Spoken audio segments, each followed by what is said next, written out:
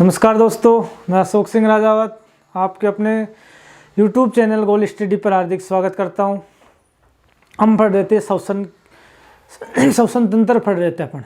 श्वसन तंत्र के अंतर्गत अपने क्या पढ़ लिया था? नाक पढ़ ली थी, ग्रसनी पढ़ ली थी, घाटी का ढक्कन पढ़ लिया था और चौथा पढ़ ली थी वायु नलिका या श्वास नलिका या ट्रैकिया। क्या पढ़ ली थी? ट्रैकिया। चारों का अध्ययन कर चुके थे। अब अध्ययन करेंगे अपन फेफड़ों का। किसका अध्ययन करेंगे? फेफड़ों का। देखिए, जो फेफड़े होते हैं, लंग्स बोलते हैं इंग्लिश में इनको, फेफड़ा। इनकी संख्या देखिए कि अपन ने देखो एक चित्र बना रहे हैं। इस चित्र के ऊपर यहाँ पे देखिए कि यहाँ पे ग्लोटिस था। क्या था? यहाँ पे ग्लोटिस है। ये क्या है? ग्लोटिस। ये क्या है? ग्लोटिस। फिर उसके बाद में अपन देखे कि यहाँ पे है जो ये अपने लोरेक्स हो गया। क्या हो गया? लोरेक्स। और ये हो गया, ये क्या हो गया?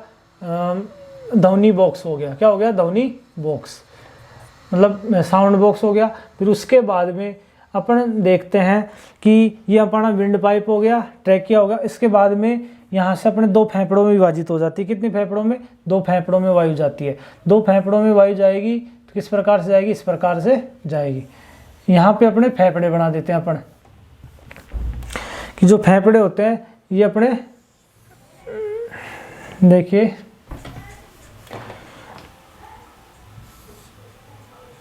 इस प्रकार से बना लेते हैं अपन, ये अपने फेफड़े।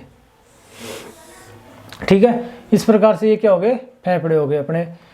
इन फेफड़ों के अंतर्गत अपन देखते हैं कि यहाँ पे ग्लोटिस हो गया, ये लोरेस हो गया, ये ध्वनि बॉक्स हो गया और ये क्या हो गया? अपनी ट्रैकिया हो गया। ये क्या होगी? ट्रैकिया।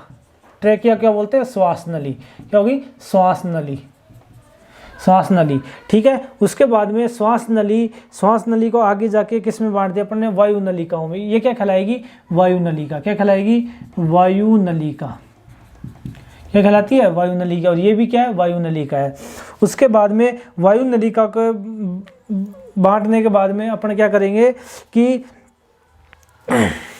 यहाँ पे एक ये जो अपना फेफड़ा होता है, ये जो फेफड़ा होता है इसके अंतर्गत क्या पाई जाती है? किस प्रकार की गुहा पाई जाती है? क्या पाई जाती है? गुहा पाई जाती है।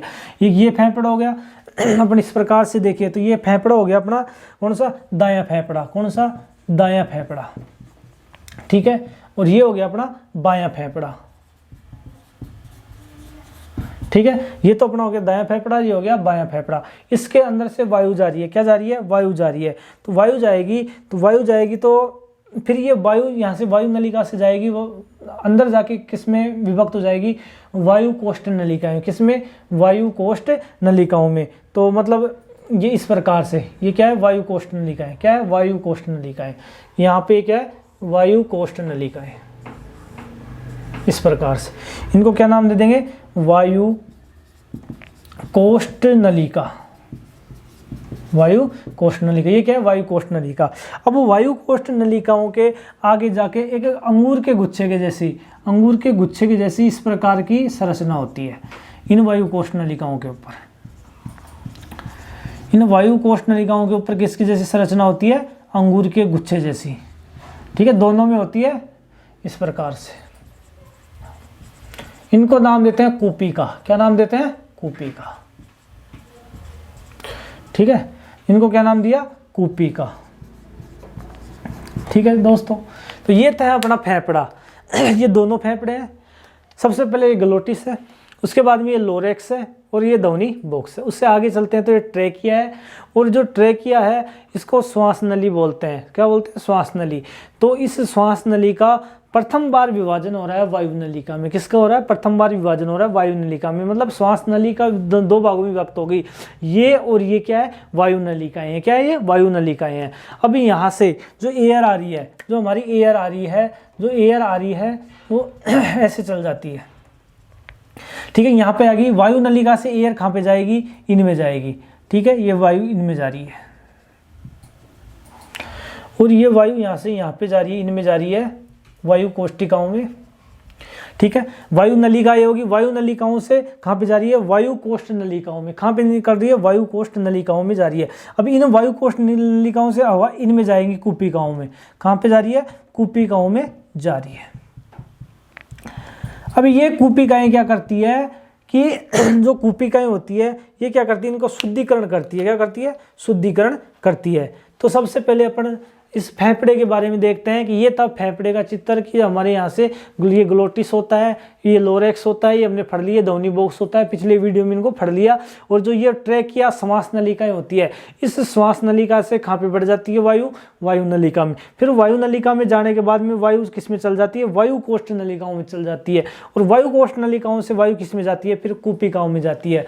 तो अपन क्या कह सकते हैं कि जो वायु फेफड़ों में कहाँ पे जाती है कि ये जा रही है कि वायु नलिका। देखो वायु नलिका में, कहाँ? वायु नलिका से कहाँ पे जा रही है कि वायु कोष्ठ नलिका में। कहाँ पे? वायु कोष्ठ नलिका में जा रही है।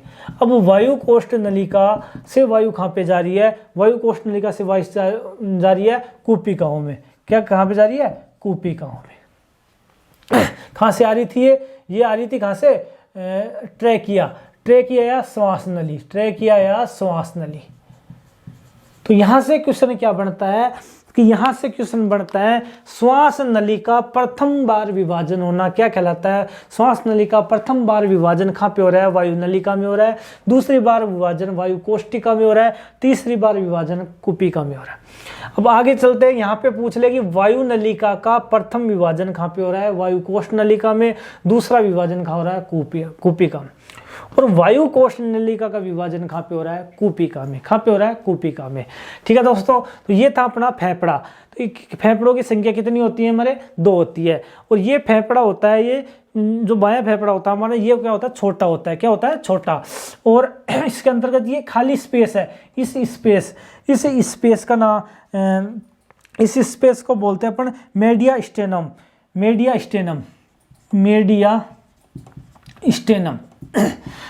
स्टेनम क्या होता है कि जो हमारे फेफड़ों के बीच में, जो यहाँ पे फेफड़े होते हैं, इन फेफड़ों के बीच में जो खाली जगह होती है उसको बोलते हैं मीडिया स्टेनम। क्या बोलते हैं दोस्तों? Media stannum.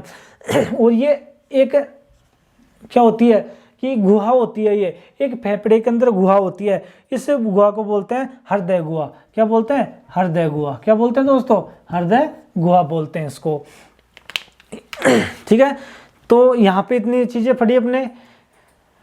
तो दोस्तों अब अपन और फेफड़े के बारे में देखते हैं कि जो फेफड़ा होता है, जो क्या होता है? मुख्य श्वसन तंत्र होता है। क्या होता है? मुख्य श्वसन तंत्र होता है। फेफड़ा मुख्य श्वसन तंत्र होता है। तो यहाँ पे क्या लिखेंगे कि फेफड़ा मुख्य श्वसन तंत्र होता है। कैसा तंत्र होता है? मुख्य श्वसन तंत्र होता है फेफड़ा। उसके बाद में अपन देख रहे हैं कि जो फेफड़े का कलर है, फेफड़े का कलर कैसा होता है? पिंक कलर का होता है फेफड़ा। कैसे कलर का होता है? पिंक कलर का। उसके बाद में अपन देखें कि जो फेफड़े के बारे में अपन स्टडी करते हैं, फेफड़े की स्टडी कहलाती है पोमोनोलॉजी। क्या कहलाती है? पोमोनोलॉजी। और जो फेफड़े के बारे में जो डॉक्टर होता है, जो फेफड़े का में कोई प्रकार की परेशानी हो जाती है, कोई प्रकार का इलाज करता है, वो कहलाता है पुल्मोनोलॉजिस्ट। जो फेफड़े का ये जो डॉक्टर हो गया, क्या हो गया? डॉक्टर, उसको क्या कहलाएगा? पुल्मोनोलॉजिस्ट।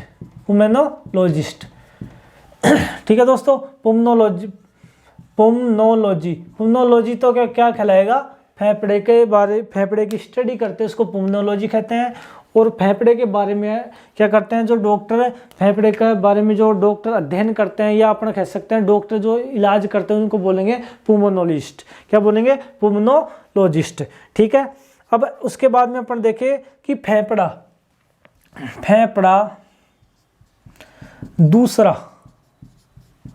दूसरा सबसे बड़ा, या फेफड़ा दूसरा अंतःस्त्रावी अंग है। फेफड़ा क्या है? अंतःस्त्रावी अंग है। कैसा नंबर का? दूसरे नंबर का। और पहले नंबर का अपन क्या कहेंगे? पहले नंबर का कौन सा है? लीवर है। जो अंतःस्त्रावी तंत्र में सबसे वो है लीवर है। और दूसरा क्या है?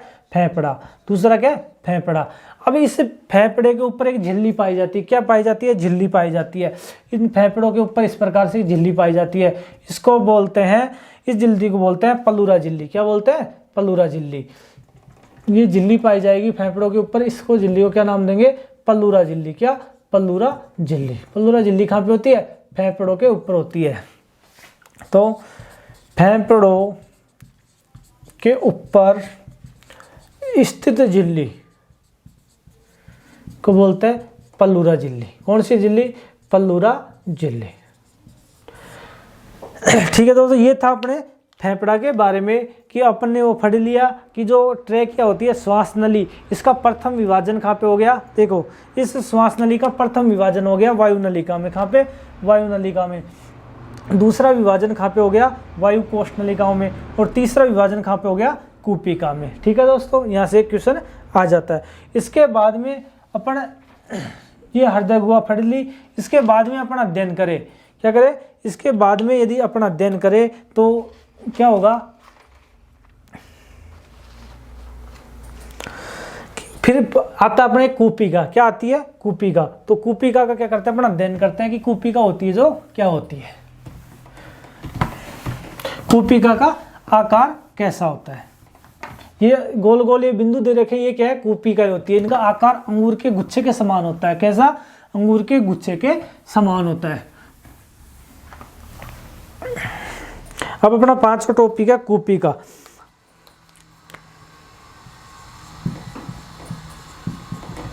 कूपिका, जो कूपिकाएं होती है, इनका आकार की बात करें, क्या करें, आकार की बात करें तो अंगूर के गुच्छे के समान, अंगूर के गुच्छे के समान इनका क्या होता है, आकार होता है। क्या होता है, अंगूर के गुच्छे के समान आकार होता है। और इन कूपिकाओं को फेफड़ों की इकाई बोला जाता है। फेफड़ों की इकाई, फेफड़ों की इकाई।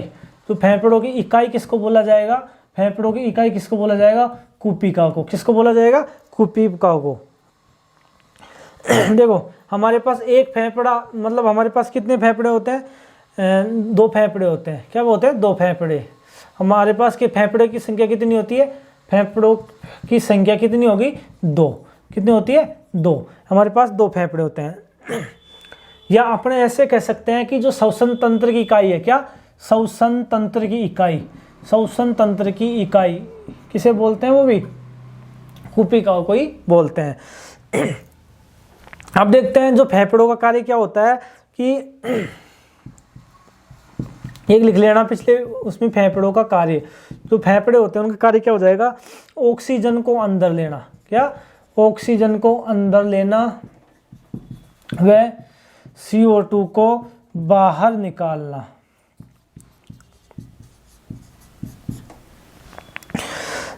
और जो ये कूपिकाएं होती है, जो क्या करती है, इनका कार्य क्या होता है कि जो हमारा क्या होती है, रक्त होता है। क्या, रक्त, रक्त को क्या करती है, शुद्ध करने में सहायक होती है। रक्त को क्या करती है, शुद्ध करती है।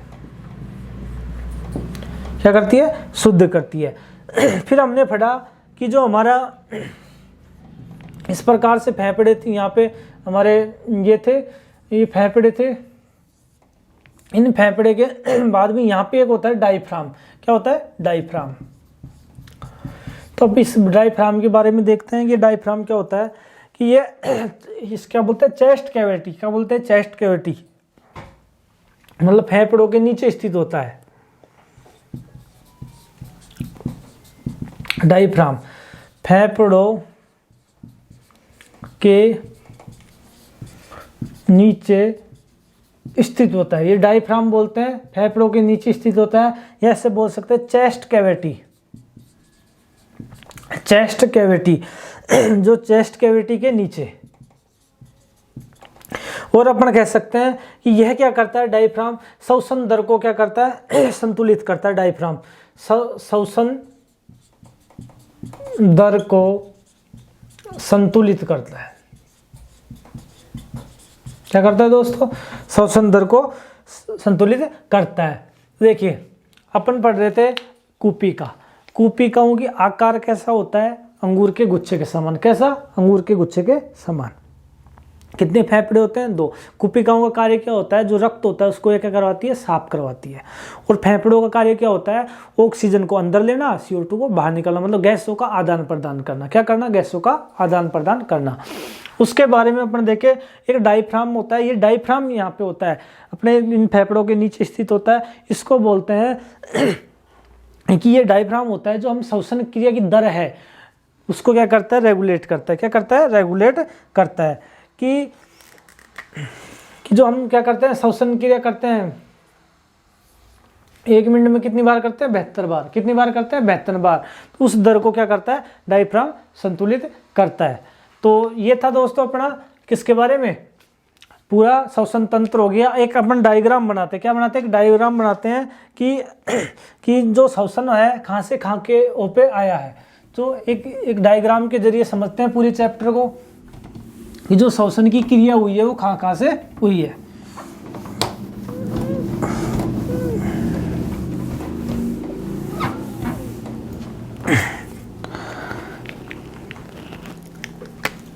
देखो, एयर आती है। क्या आती है? एयर कहाँ पे आती है? हमारी नाक में आती है। मतलब जो वायु है नाक में आती है। नाक से के बाद में कहाँ पे जाती है? नाक के बाद में जाती है ये ग्रसनी में। कहाँ पे? ग्रसनी। ग्रसनी के बाद में कहाँ जाती है? घाटी के ढक्कन। कहाँ पे आती है? घाटी के ढक्कन। घाटी के ढक्कन, घाटी के ढक्कन से ये वायु कहाँ पे जाएगी? उसके बाद में जाएगी वॉइस बॉक्स, ध्वनि यंत्र। ध्वनि यंत्र या वॉइस बॉक्स, वॉइस बॉक्स या साउंड बॉक्स वहाँ पे जाती है। और साउंड बॉक्स में जाने के बाद में कहाँ पे जाएगी? ये विंड पाइप। कहाँ पे? Wind pipe. श्वास नलिका। कहाँ पे जाती है? श्वास नलिका। श्वास नलिका के बाद में ये कहाँ पे जाती है? श्वास नलिका के बाद में जाती है कूपिका के पास। कहाँ पे जाती है? कूपिकाओं के पास जाती है। तो ये तो यहाँ पे अपने किसका हो गया? फेफड़ों का काम हो गया। और ये बाहर में जाती है, बाहर भी जाती है। कहाँ पे? ये जाती है फुफ्फुसीय शिरा, फुफ्फुसीय शिरा। और फुफ्फुसीय शिरा के बाद में ये कहाँ पे जाएगी? बायां अलिंद में। कहाँ पे? बायां अलिंद। ये चीजें आपको कहाँ पे? हार्ट वाले चैप्टर में पढ़नी पड़ेगी। फुफ्फुसीय शिरा, बायां अलिंद, दायां अलिंद। ठीक है दोस्तों, ये अपने श्वसन क्रिया के बारे में अध्ययन किया था ओनली। और जो चीजें बच रही है, ये फुफ्फुसीय शिरा है, बायां अलिंद है, ये अपन कहाँ पे पढ़ेंगे? हार्ट वाले चैप्टर में। ठीक है। फिर वहां से जाती है बायां नीले में। कहाँ पे? बायां नीले में। वहां से जाने के बाद में ये कहाँ जाती है? अपनी छोटी आंत में जाती है। कहाँ पे? छोटी आंत। छोटी आंत में जाने के बाद में ये अपने कहाँ पे जाती है? ऑर्गनों में जाती है। क्या बनाती है? ऑर्गन में। इस प्रकार से क्या होती है? प्रत्येक ऑर्गन में जाती है और इस प्रकार से क्रिया चलती रहती है।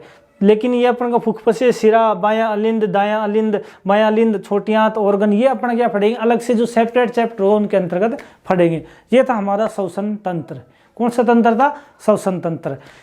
ठीक है दोस्तों, तो ये श्वसन तंत्र कंप्लीट हो गया। आप हमारे वीडियो को अधिक से अधिक संख्या में लाइक करें, शेयर करें और सब्सक्राइब करें। धन्यवाद।